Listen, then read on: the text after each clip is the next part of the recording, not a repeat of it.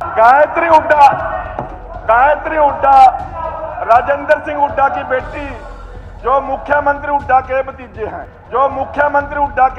हैं। भूपेंद्र सिंह हुड्डा तब बोले जब विधानसभा के अंदर सरकार के वजीर महिपाल ढांडा कह रहे थे कि गुल छर्रे उड़ाने आते हो। आपका दिमाग का शासन में रहते हो या यहाँ पे गुच्छर्रे उड़ाने आते हो?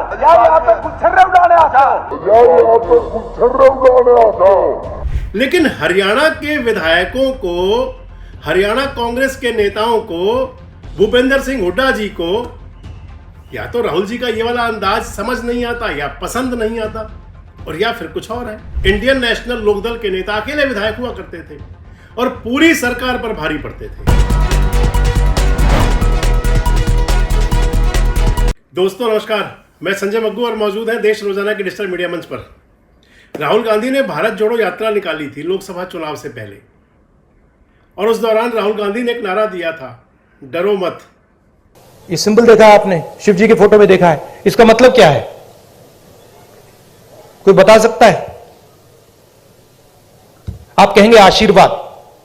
आशीर्वाद नहीं है, ये अभय मुद्रा है। डरो मत, ये तपस्या का सिग्नल है। अपना काम करो, तपस्या करो, डरो मत। सुना होगा आपने। उसके बाद चुनाव हुआ लोकसभा का, और उस लोकसभा चुनाव में कांग्रेस पार्टी को लगभग 2 गुने से ज्यादा सीटों का फायदा हुआ। यानी कि पहली बार 2014 के बाद कांग्रेस पार्टी देश की प्रमुख विपक्षी पार्टी बन गई। सत्ता में तो नहीं आई, लेकिन प्रमुख विपक्षी दल बन गया। वो कांग्रेस पार्टी जिसके पास अपना नेता तक नहीं हुआ करता था सदन के अंदर आवाज बुलंद करने के लिए, उन्हें विपक्ष का नेता मिल गया। यानी कि राहुल गांधी 99 सांसदों वाली कांग्रेस पार्टी बनी और उनके पास अपना विपक्ष का नेता हो गया राहुल गांधी के रूप में। लोकसभा के अंदर जब कभी बात हुई तो राहुल गांधी महादेव का चित्र लेकर के, भोले शंकर का चित्र लेकर के कहा करते थे कि शिव कहते हैं डरो मत। यह भी अंदाज आपको ध्यान होगा, देख लीजिए। शिव जी कहते हैं डरो मत, डराओ मत, अभय मुद्रा दिखाते हैं, अहिंसा की बात करते हैं, त्रिशूल को जमीन में गाड़ देते हैं। लेकिन हरियाणा के विधायकों को, हरियाणा कांग्रेस के नेताओं को, भूपेंद्र सिंह हुड्डा जी को या तो राहुल जी का ये वाला अंदाज समझ नहीं आता या पसंद नहीं आता, और या फिर कुछ और है। कई बार लगता ऐसा है कि जैसे डरे सहमे हैं। कई बार ऐसा लगता है। मसलन अभी विधानसभा का बजट सत्र चल रहा है हरियाणा का आजकल। जिस प्रकार से कांग्रेस पार्टी ने सत्ता मिली ना मिली, जिस प्रकार से देश के अंदर अपना इजाफा किया सीटों के अंदर, वैसे ही हरियाणा में इजाफा हुआ। 2014 में हरियाणा में कांग्रेस पार्टी के पास 14 विधायक हुआ करते थे। 2019 में 31 विधायक हो गए। 2024 आते आते ये विधायक 37 हो गए। हालांकि कहते हैं सत्ता मिल भी जाती, लेकिन अब छोड़ो कल की बातें, पुरानी बातों को क्या याद करना। अब बात आ जाती है विधानसभा का बजट सत्र की, जो आजकल चल रहा है। 6 सिटिंग हो चुकी हैं, 6 दिन पूरे हो चुके हैं। हरियाणा विधानसभा के बजट सत्र में कई ऐसे नज़ारे दिखाई पड़े जिससे लगता है कि आखिर क्या कांग्रेस पार्टी के विधायक बैकफुट पर आ जाते हैं। और याद आती है 2019 से 24 वाली वो विधानसभा, जब एक अकेले विधायक हुआ करते थे, अभय सिंह चौटाला, इंडियन नेशनल लोकदल के नेता, अकेले विधायक हुआ करते थे और पूरी सरकार पर भारी पड़ते थे।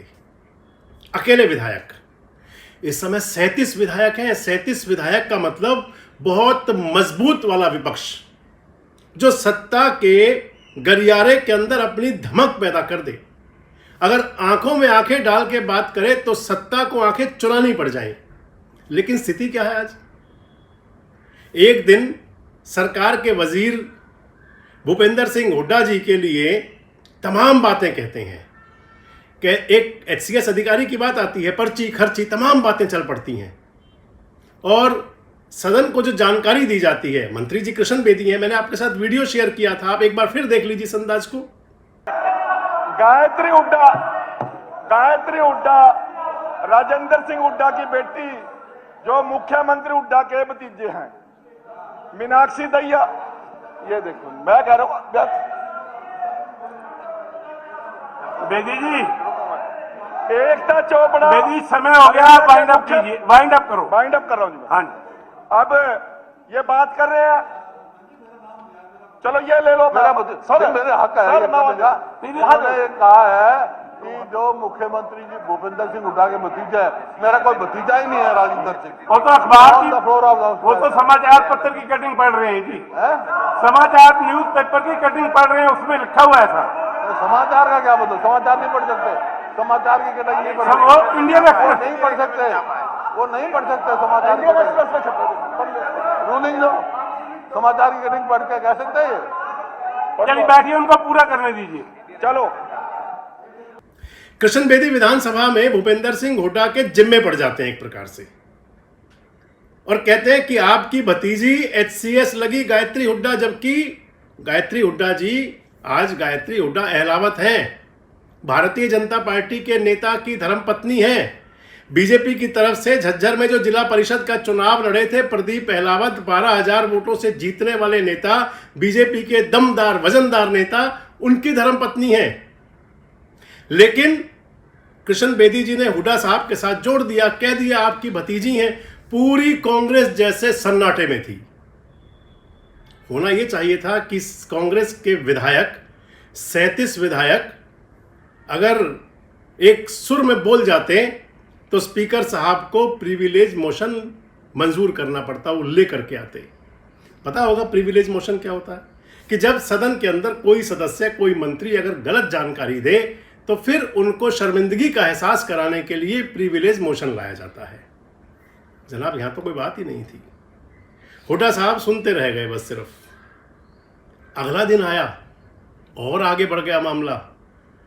पहले तो सिर्फ यही था कि पर्ची खर्ची की बात, अगली बार तो कह दिया कि हुड्डा जी सदन में गुलछर्रे उड़ाने आते हैं। हरियाणा सरकार के दूसरे मंत्री, शिक्षा मंत्री, एजुकेशन मिनिस्टर महिपाल ढांडा साहब, विधानसभा में बात तो थी मुख्यमंत्री जी की और पूर्व मुख्यमंत्री जी की। पूर्व मुख्यमंत्री और सदन के जो विपक्ष के नेता हैं भूपेंद्र सिंह हुड्डा कोई जवाब चाह रहे थे, समझ नहीं आया होगा, कह रहे थे कि मुझे पूरा सुनता नहीं है। बुजुर्ग नेता हैं। हुड्डा साहब कह रहे थे कि मुख्यमंत्री जी ने क्या कहा मैंने सुना नहीं, भाई मंत्री तू बता दे। और तू वाली बात भी, हालांकि वो अंदाज भी ठीक नहीं है, तू वाला अंदाज भी ठीक नहीं माना जा सकता, लेकिन फिर भी क्योंकि भूपेंद्र सिंह हुड्डा तब बोले जब विधानसभा के अंदर सरकार के वजीर महिपाल ढांडा कह रहे थे कि गुलछर्रे उड़ाने आते हो विधानसभा के अंदर, और कहा ये सारे जो विधायक बैठे हैं कांग्रेस के 37 विधायक सारे बहरे हैं। मजाल है कोई कांग्रेस का विधायक चूं भी कर जाए, आवाज भी निकली हो, ठीक है, और मुद्दों पर बोले होंगे, ठीक है, लेकिन इस मुद्दे पर हमें कोई आवाज सुनाई नहीं दी। मंत्री जी ने एक बार अपना जवाब सदन को दिया है, सुनना चाहिए था। बार बार उठ के एक ही चीज के लिए थोड़ी बोलेंगे, क्यों नहीं सुना? अभी मुख्यमंत्री जी ने अपनी स्टेटमेंट दी है, अभी अपनी स्टेटमेंट देके बैठे, अभी अपनी स्टेटमेंट सीएम साहब आप कुछ कहना चाहेंगे इसमें? क्यों नहीं? आपके सब लोगों ने सुना है, मुख्यमंत्री जी ने अपनी स्टेटमेंट दी है, मैं खड़ा अभी बोल के बैठे, क्या बोल के बैठे, क्या बोले? आप लोग सुनना चाहिए था। सुना नहीं होगा, कोई बात नहीं।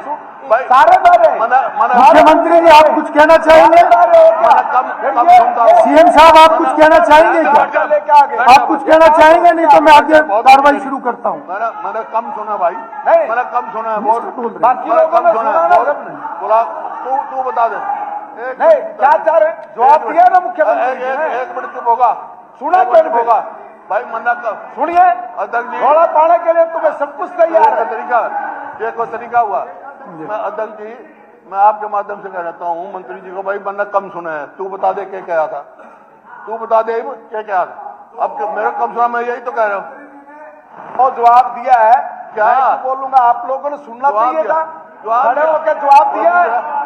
आपका दिमाग का आप शासन में रहते हो या यहाँ पे गुलछर्रे उड़ाने आते हो, किलकी मारने के लिए आते हो? और क्या गुलछर्रे उड़ा रहे हो? फोटो खिंचवा कर अपने सिक्योरिटी गार्डों के साथ यहाँ खड़े हो गए। आप बात कर रहे हो, आपका अधिकार है, आप रिकॉर्डिंग निकलवा लो, वो सुना तुम्हारे चलिए, आपको कोई और बात हुड्डा साहब इसमें कहनी है तो आप कहें, ताकि कार्रवाई आगे बढ़े। स्पीकर साहब, एक बार भी स्पीकर साहब ने टोका नहीं महिपाल ढांडा जी को, शिक्षा मंत्री जी को। कोई शिक्षा दे देते, नसीहत दे देते। विधानसभा अध्यक्ष भी सर्वे सर्वा होते हैं, सदन के मालिक होते हैं, सदन के एक तरह से कहें तो वो सभी के शेल्टर होते हैं। विधानसभा अध्यक्ष, लोकसभा अध्यक्ष उस सदन का शेल्टर होता है, संरक्षक होता है और सभी का ध्यान रखना उनके पास होता है। लेकिन जब बोल रहे थे महिपाल ढांडा तो स्पीकर साहब केवल एक बात कहते रहे कि भैया आपको कहना है, मुख्यमंत्री जी आपको कुछ कहना है, वो आपने सुन लिया इस बात के अंदर भी सब कुछ। लेकिन बड़ी बात कांग्रेस के नेताओं की है, क्या उन्हें अपने नेता का, राहुल गांधी का वो बयान जो है कि डरो मत, वो ध्यान नहीं रहता? जो राहुल गांधी कहा करते हैं, सदन से लेकर सड़क तक कहते हैं डरो मत डरो मत डरो मत, कांग्रेस के विधायकों को जाने क्या भूत हो जाता है। सदन के अंदर स्थिति ये बनी, आप दोनों दिन का देख सकते हैं। इस दोनों मसलों को लेकर के जैसे तूफान आ करके चला जाता है और पीछे शांति होती है, सेम वही कंडीशन थी। तूफान की तरह वो बातें आई और चली गई, लेकिन चूं तक नहीं हुई उसके बाद में। अगर अब बात कर लें आपसे संसद की, संसद के अंदर जो स्थिति है, संसद के अंदर एनडीए के पास फुल मेजॉरिटी है, जैसे विधानसभा के अंदर भाजपा के पास पूर्ण बहुमत है। लेकिन इसके बावजूद सदन के अंदर जो कांग्रेस के 99 सांसद हैं, कांग्रेस के जो सांसद हैं उनमें से दीपेंद्र हुड्डा जी भी हैं, एक तो हरियाणा से। कांग्रेस के सांसद जो हैं या फिर विपक्ष के सांसद हैं, वो अपनी स्थिति देख ली अब की बार पूरी तरह से। सरकार पूरी तरह बैकफुट पर थी, प्रधानमंत्री तक सदन में जवाब नहीं दे पाए। लेकिन विधानसभा के अंदर कांग्रेस के नेताओं का, हुड्डा साहब या तो उनको नसीहत नहीं देते कि भैया आप बिल्कुल अपना जवाब जो है, ईंट का जवाब पत्थर से दो। क्या कारण है? क्या राहुल गांधी की नसीहत भाती नहीं या कोई और वजह है? आखिर किसका डर है हरियाणा कांग्रेस के नेताओं को, हुड्डा साहब को या विधायकों को?